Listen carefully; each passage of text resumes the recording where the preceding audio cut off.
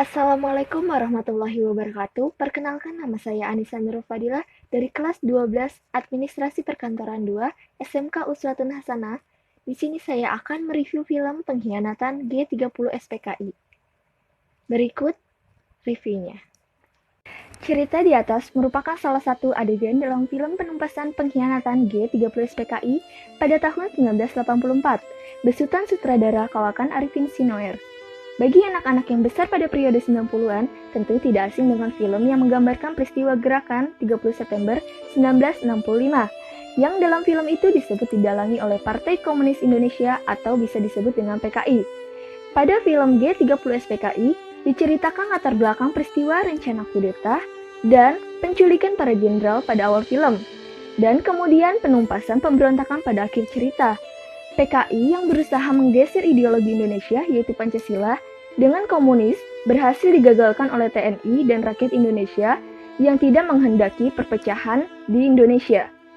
Meski usaha PKI ini berhasilkan menewaskan jenderal-jenderal TNI yang dianggap menghalangi PKI, tetapi PKI tetap tidak berhasil menanamkan komunisme di Indonesia. Adegan Putri Panjaitan yang membasuh wajahnya dengan darah merupakan salah satu adegan yang sulit dilupakan bagi penontonnya.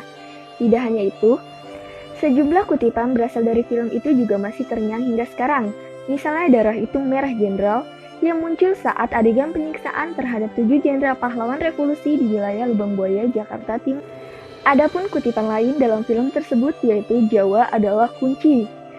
Saat mendengar kalimat itu tentu terbayang adegan rapat-rapat PKI yang begitu serius dalam ruangan penuh asap rokok.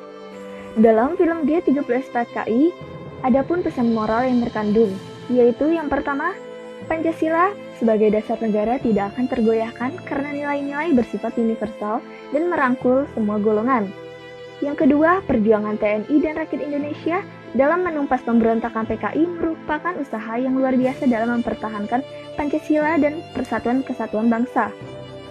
Secara garis besar, film yang dibuat di masa pemerintahan Presiden Soeharto ini mencoba menggambarkan situasi negara yang begitu kacau pada tahun 1965 saat terjadi pemberontakan PKI. Pro dan kontra pun mengiringi keberadaan film ini. Sebagian orang percaya dengan brutalnya kisah yang disajikan, sedangkan sebagian yang lain meragukan cerita yang ditampilkan sama seperti sejarah yang terjadi pada saat itu. Sekian video ini saya buat. Wassalamualaikum warahmatullahi wabarakatuh.